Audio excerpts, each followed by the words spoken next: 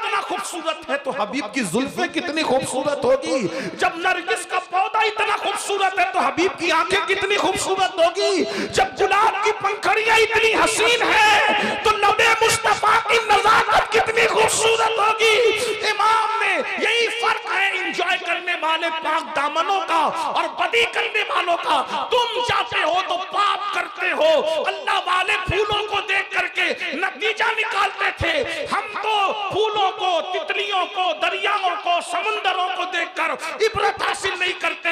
लेकिन बरेली का ताजदार मेरा इमाम फूलों को देखकर नतीजे पे पहुंचता है। उन्हीं की बू मायाए समन है, उन्हीं का जलवा चमन चमन है, उन्हीं से गुलशन महक रहे हैं, उन्हीं की रंगत गुलाब में है। और कहते हैं वही जलवा शहर बशहर है, वही जलवा शहर बशहर है, वही अस्ल आलम लहर है, वही लहर है, वही पैर है, वही पाक है, वही पार है।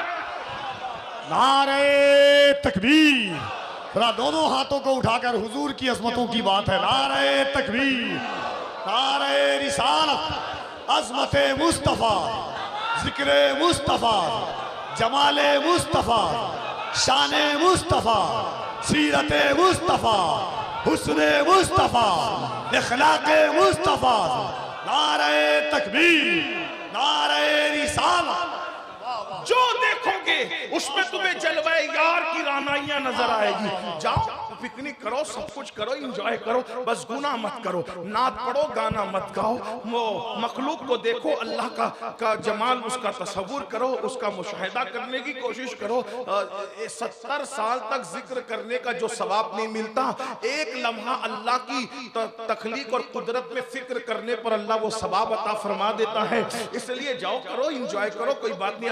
एक बात बताऊं, मोजे भी पहनो, महंगे जूते, अगर अल्लाह ने दिया है नजर आना चाहिए। इमाम आजम अबू हनीफा का एक मुक्तदी था, रोजाना फटे पुराने पहन के आता था।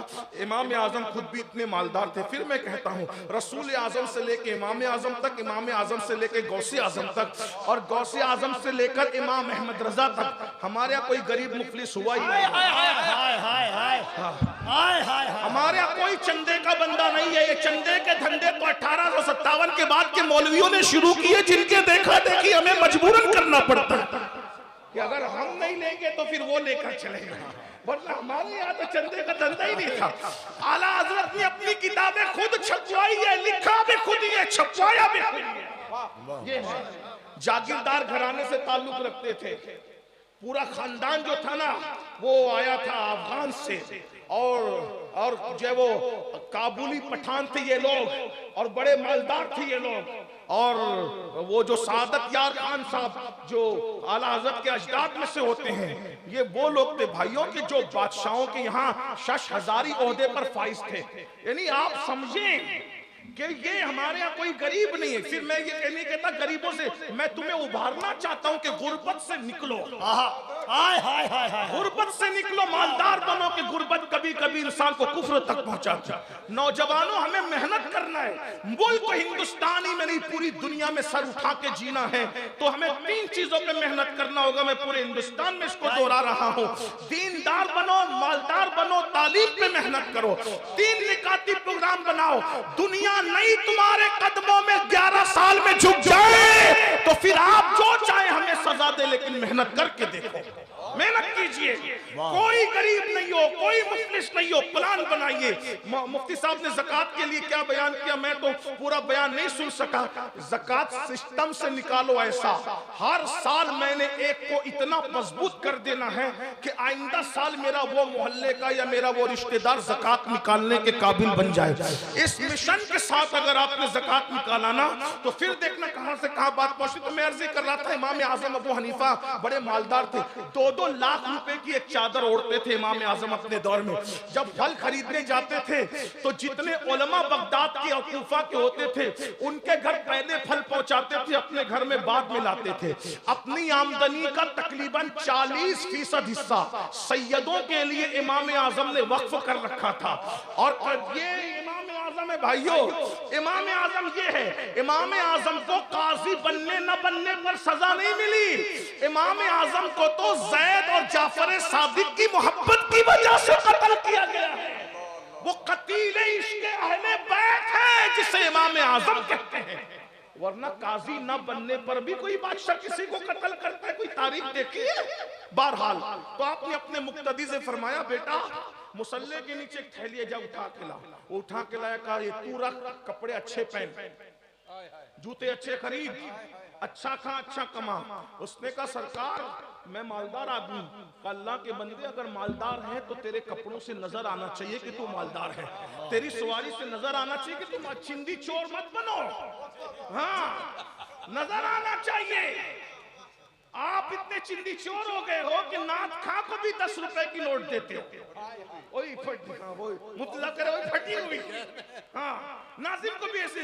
अरे हुजूर ने जब नात सुनी है तो नात सुनने पर उस वक्त तो हुजूर के पास जो सबसे कीमती चीज थी नाथ खां को वो पेश किया है। हुजूर अलैहिस्सलाम ने यमनी चादरें उड़ाई हसन बिन साबित को, मेरी दीवे मुझे वापस करते हो, सैयद हूं दे के वापस नहीं लेते हम लोग। सोराब मेरी गैरत सियादत का सौदा ना कर, हम लोग एक बार देते हैं तो फिर वापस नहीं लेते। हाय हाय हाय हाय, कितने बेनूर चरागों को जिया देते हैं। अहले बैत अपने मरीजों को शिफा देते हैं। मुफ्ती साहब मांगने वालों जरा खुल के तकाजा करना, ये बड़े लोग हैं तोहफा भी बढ़ा देते हैं। अर्ज क्या करना था, तवज्जो फरमाएं, ध्यान दें आप, तवज्जो करें। वो फरमाया माल है तो माल नजर आना चाहिए, सवारी में, कपड़ों में, लिबास में, मकान में इज्जत से जीना सीखो। अल्लाह अकबर। आ गई बात तो अब आइए जरा। कुछ लोग कहते हैं ये अल्लाह वाले लोग को जेब देता है इतना टिप टाप में रहना। मैंने कहा अल्लाह वाले लोगों को ही जेब देता है कि वो इतने टिप टाप में रहा करें।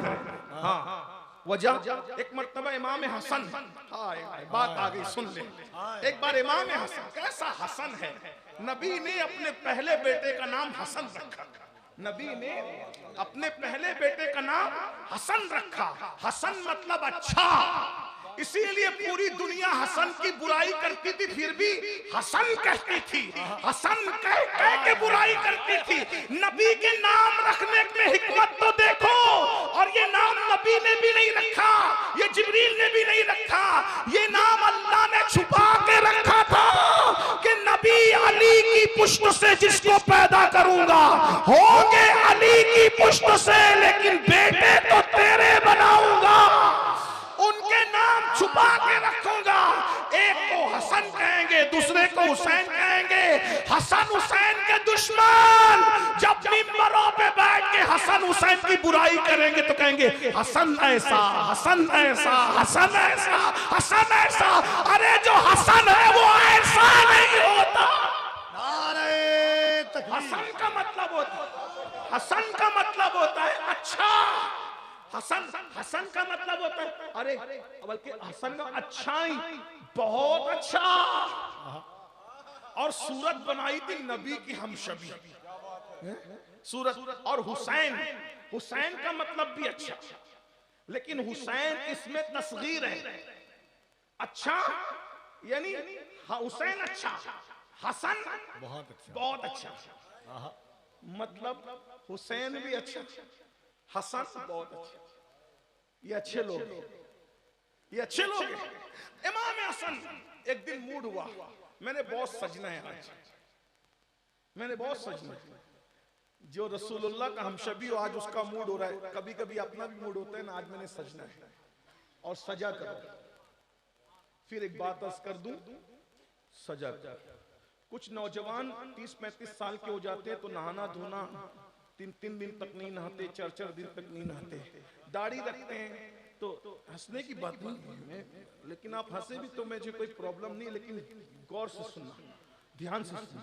दाढ़ी भी रखेंगे तो इधर फैल रही है, उधर फैल रही है, कपड़े में से भी बदबू आ रही है, सब हो रहा है।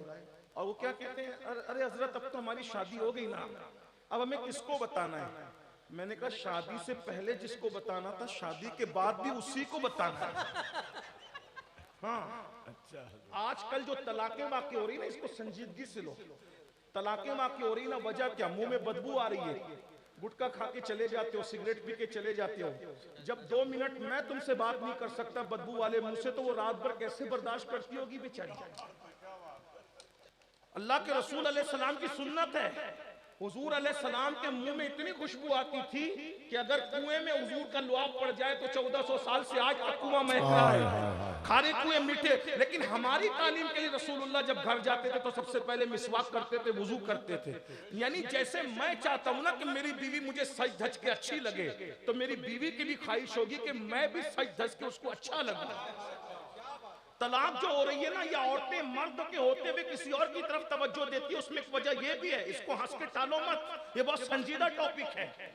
गुस्ल करो, अच्छे रहो, अच्छे कपड़े पहनो, इत्र लगाओ, खुशबू लगाओ, सुरमा लगाओ। और आपको बताऊं, हम लोग सजते धजते हैं ना, तो दोस्तों से इस तरह के पूछते मैं कैसा लग रहा हूं, है ना। लेकिन मेरे नबी जब सजते थे ना, हाय जिसको कुदरत ने इतना सजा के भेजा था कि सजाने की जरूरत नहीं थी, फिर भी वो तालीम उम्मत के लिए सजते थे। और सज करके आकर नए कपड़े पहन के उम्मुल मोमिनीन से कहते हैं, आयशा मैं कैसा लग रहा हूं। हाय हाय हाय। इस पर मैं यहाँ के सुन्नियों को नहीं कहूंगा कि बोलो सुभान अल्लाह, इसलिए कि मैं तो तुम्हारे इश्क पे छोड़ता हूँ। ये बात अगर मैंने खानका में सूफिया के दरमियान कही होती, वो उठ करके वज्द करते कि मैंने जुमला कितना बड़ा कहा। मुफ्ती 4 मिन्नत सैयदा आयशा से कहा, आयशा मैं कैसा लग रहा हूं। अल्लाह जिसके बारे में कहे वद्दुहा वल्लैल इज़ा सजा, अल्लाह जिसके बारे में कहे वा रमैता इज़ रमैता वलाकिन्नल्लाह रमा, अल्लाह जिसकी आंखों के बारे में कहे मा ज़ागल बसर व मा तगा, अल्लाह जिसके चलने के बारे में कहे ला उक़सिमु बिहाज़ल बलद, जिसके तबस्सुम के बारे में कहे वन नज्मि इज़ा हवा, जिसके जुर्मुट मारने के बारे में कहे या अय्युहल मुज़म्मिल, जिसके कंबल ओढ़ने के बारे में कहे या अय्युहल मुद्दस्सिर। अल्लाहु अकबर। जब वो रसूल की तारीफ, उनकी सजावट की, संवारने की, उनके हुस्न की, उनके जमाल की, उनके कमाल की, उनके चलने की, उनके बोलने की, उनके नसब की, उनके हसब की, उनके हुस्न की, उनकी औलाद की, उनके तकवे की, उनकी तहारत की, उनके इल्म की, सब चीजों की तारीफ क्यों की जाती है। इन्ना आतैना कल कौसर, मैंने तुझे जो भी अता किया कम नहीं दिया, हर चीज मैंने तुझे कसरत से अता की है।